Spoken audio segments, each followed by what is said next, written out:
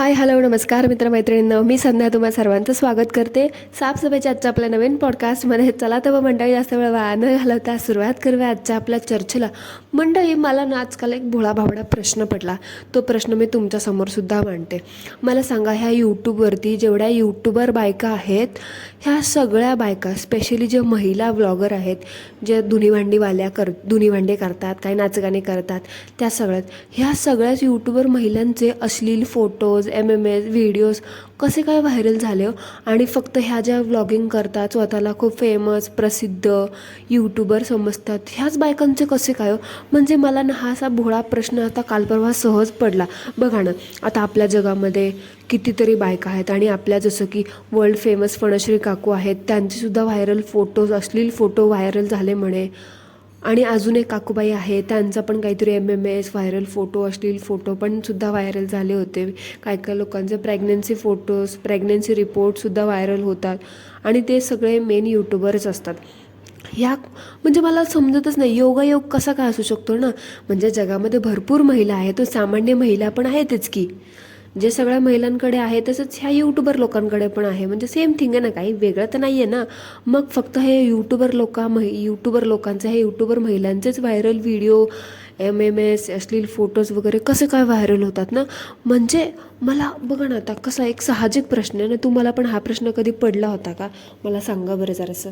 आणि तुम्हाला ह्या प्रश्नाचं उत्तर माहिती असेल ना, तर माझ्यासुद्धा प्रश्नाचं उत्तर देऊन माझ्यासुद्धा शंकेचं निरसन नक्की करा.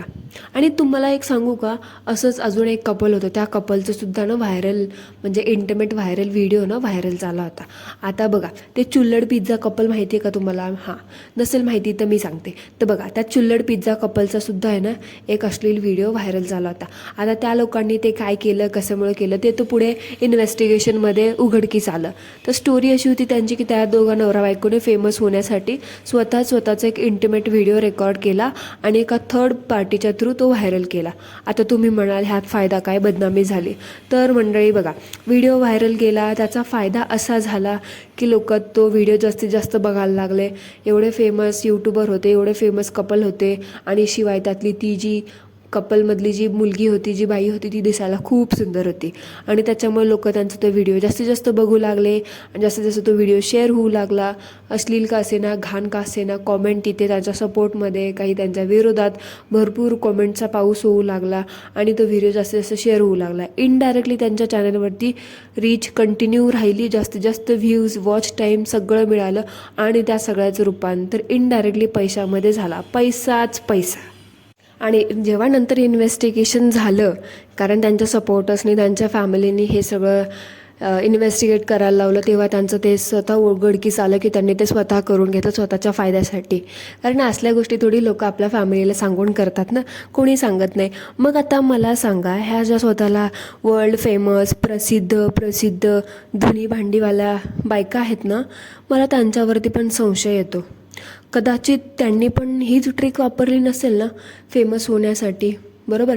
कारण कसं का असेना, निगेटिव्हिटी पब्लिसिटी असो किंवा पॉझिटिव्हिटी पब्लिसिटी असतो, फेम ते फेमच असतं, बरोबर? आणि ह्या लोकांना तर हे माहितीच आहे, लोक कुठलीही गोष्ट 4 दिवस लक्षात ठेवतात आणि 5व्या दिवशी विसरून जातात. तुम्हाला काय वाटतं, ह्यांनी पण ही ट्रिक वापरली असेल का? कॉमेंटमध्ये मला नक्की सांगा. आणि आपल्या फणश्री काकू, त्यांच्याबद्दल तर काय बोलायलाच नको. काकू, तुम्हाला वैताग येत नाही का हो ह्या एवढ्या सगळ्या तुम्ही जे रोज उचापात्या करत बसत्या? हां, कशाला हो स्वतःसोबत सगळ्या गावाला घेऊन बुडायला निघाल्यात? तुम्ही कितीही म्हणा, मी इकडे आले, मी तिकडे गेले, आज खूप बिझी होते मी, त्यामुळे मला एडिटिंग करायला जमलं नाही, आज ब्लॉग येणार नाही, पण तुम्ही कुठे राहून कुठली सूत्र कशी हलवतायत ना, हे आम्हाला चांगलं समजलं आहे. आणि तुम्ही कुठल्या कांडमध्ये किती प्रकारे सहभागी आहात ना, ते सुद्धा माहिती आहे. आणि तुम्ही मिळून जी कुत्री सोडली आहेत ना, त्यांना ना जरा आवर घाला. तुम्ही जे धमक्या देत आहेत ना, त्याचा काहीही फरक मला तर पडत नाही. सो आवरा तुमच्या त्या कुत्र्यांना, बेलगाम घोड्यांना, आणि तुम्ही जरा ह्या सगळ्या गोष्टीतून आहे ना लांब राहायचा प्रयत्न करा. नाहीतर हे सगळा पासा तुमच्यावरती फिरून तुमच्यावरतीच पलटे मारतो ना, हे तुम्हाला चांगलं माहिती आहे, कळलं का? आणि स्वतःला तुम्ही तुमच्या स्वतःच्या OG चॅनलवरतून, OG अकाउंटवरतून कधी कॉमेंट करायची, कधी दुसऱ्यांना उत्तरं द्यायची हिंमत करताल ना, तर काय माहिती. असो, ठेवा तेवढे तरी गट्स, ॲटलिस्ट OG अकाउंटवरतून याल दुसऱ्यांना रिप्लाय द्यायला आल्या मोठ्या शहाण्या. फेक आय डीज काढून फेक बोलत बसतात. शेवटी तुम्ही धुनी भांडीवाल्या सगळं फेकच आहात ना हो. आणि म्हणतात आमच्या बंगल्यावरती जळतं, आमला बंगला. तो बंगला खराच तुमचा आहे का तो पण तुमच्या आयुष्यासारखा फेक आहे? आल्या मोठ्या शहाण्या बंगल्याचं रुबाब दाखवणाऱ्या. बंगला बघितला तरी का तुमच्यासारख्या टवळ्यांनी आयुष्यात कधी? काय ग मोठ्या बोल्या. आणि मला सांगा लोकांची स्वप्न काय काय असतात. आपल्या ते कॅलीसारखी तिचं तर व्हॅनिटीचं स्वप्न होतं, ॲपल ट्रीचं स्वप्न, आपल्या बोंबलीचं काय कुठलं स्वप्न, कॅम्पिंगचं स्वप्न होतं तिचं म्हणे. कसली स्वप्न असतात ना. आणि आता ह्या फणश्री काकूंचं स्वप्न म्हणे बचतीच्या पुस्तकावर यायचं ह्यांचं स्वप्न होतं म्हणून. आता बघा लोकांची स्वप्न काय असतात आणि ह्या बाईचं स्वप्न काय आहे. आणि काकू कसं काय एवढं बचतीच्या पुस्तकावर यायचं मॉडेल म्हणून स्वप्न कोणाचं असू शकतं ना. माझा त्यावर विश्वासच समजत नाही. आता तर काय बाबा असं पण तुमचे अंधमंद भक्त तुम्हाला मॉडेलिंग करायचे सल्ले देतात. तुम्हाला म्हणतात मॉडेलिंग इंडस्ट्रीमध्ये बघ ट्राय मार, तू खूप सुंदर दिसतेस, असं तसं, तुला खूप छान वाटेल, खूप प्रतिसाद मिळेल, असं तसं. अरे बाबा लोक वोग, सुपर मॉडेल, पॅजेंट्स वगैरे किंवा ते ब्रँडेड पॅम्पलेट्स वगैरे असतात ह्यांच्या मोठ्या मॅगझिन्सवरती यायचे त्यांची स्वप्न असतात. ती स्वप्न बघतात. मोठ्या प्रोडक्ट्सवरती यायची स्वप्न बघतात, जसं की बुल्गारी वगैरे. ह्या सगळ्या गोष्टीच्या पॅजंट्सवरती यायचे स्वप्न बघतात. आणि तुमचं स्वप्न काय? बचतीच्या पुस्तकावर यायचं स्वप्न यायला म्हणजे. आणि ते स्वप्न अशी पण असतात कधी न बघितलेली स्वप्न ह्यांची स्वप्न पूर्ण होत आहेत. म्हणजे बघा बचतीच्या पुस्तकावर यायचं स्वप्न. आणि काय ग आता तुझे होत नाहीत का फोटो व्हायरल? नको तेव्हा तुझ्या त्या कुत्र्यात खूप ज्ञान पाजळत असतात की तिचे फोटो व्हायरल झाले म्हणून मी असे कपडे घालते, म्हणून मी तसे कपडे घालते वगैरे वगैरे. आता तुझं नाही का होत व्हायरल? आणि परवाच्या दिवशी तुझे ते शॅमेजर बोलत होते पोह्यांचे कटलेट खूप छान झाले वगैरे वगैरे. आणि आज लगेच त्याला पोह्याचे कटलेट खाऊ घातलेस. कारण आम्हाला समजले असं तर तू काय स्वयंपाक बनवत नाहीस. काय महत्त्वाचं असेल तेव्हा त्या किचनमध्ये पडीक असेच, नाही तर इतर वेळा बसतेस थोबाडाला क्रीम फाउंडेशन फासत, नाही तर सनस्क्रीम लावत. तू कितीही काही लाव, तुझं ते आहे ते काळच राहणार आहे. समजलं का? आणि बाबा आता ते शॅमेजरचं म्हणाल रोज पोह्याचे कटले खाऊन. बाबा कुठून मी फसलो जे हिला म्हटलं की मला पोह्याचे कटलेट तू बनवलेले आवडले ते. आणि मंडळी तुम्ही एक पाहिलं का ही बया किती ढोंगी येते? नाही समजलं ना. बघा आता काल परवा ह्या काकू गेल्या होत्या देवळात दर्शनासाठी, देवाच्या दर्शनासाठी, पाया पडण्यासाठी.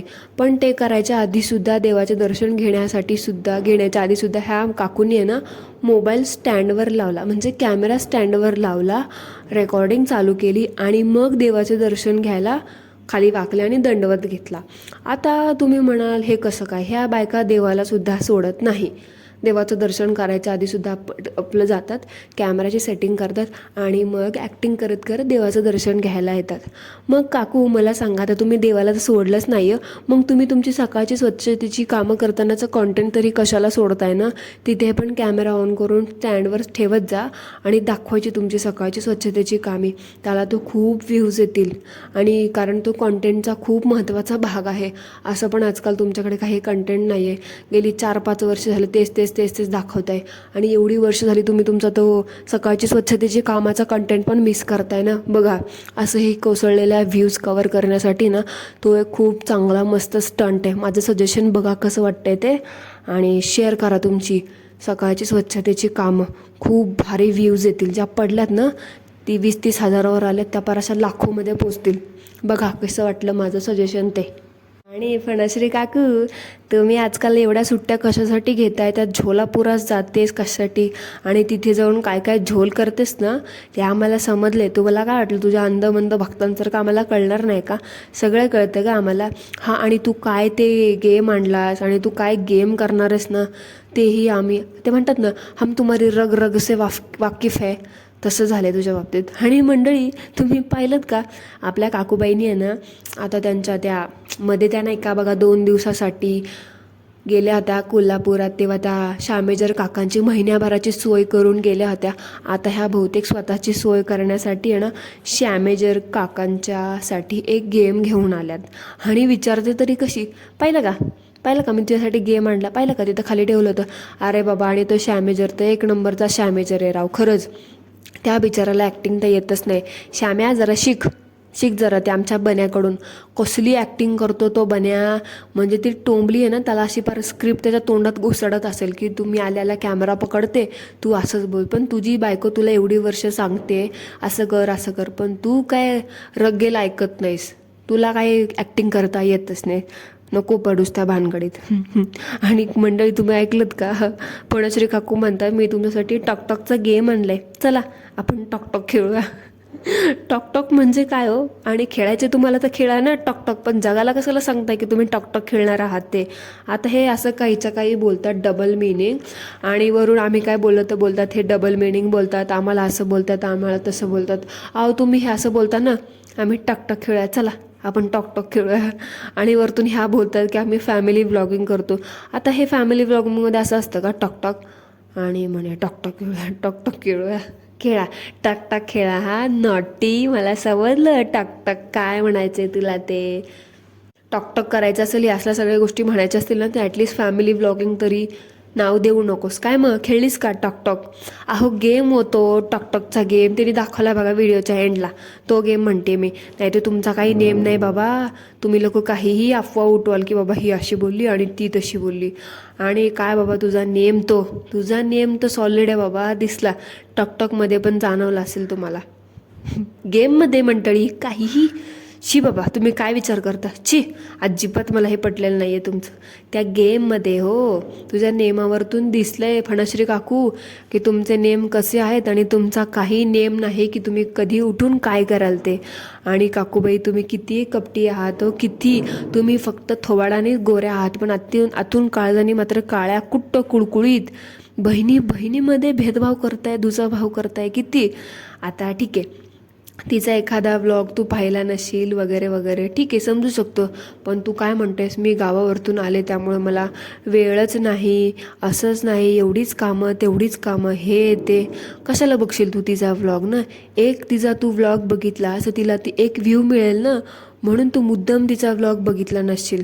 तुला ते टॉकटॉक करायला वेळ आहे, तुला देवळात जायला वेळ आहे, व्लॉग बनवायला वेळ आहे, गेम खेळायला वेळ असतो, आणि तुला तुझ्या त्या लहान बहिणीचा तो असला फडतूस व्लॉग बघायला वेळ नसतो का गं.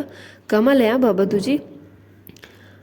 भासभंगिनी बघ आता तुझं तू काय करायचं ते, किती खरं आहे तुझं बहिणीचं प्रेम आणि किती खोटं आहे ते.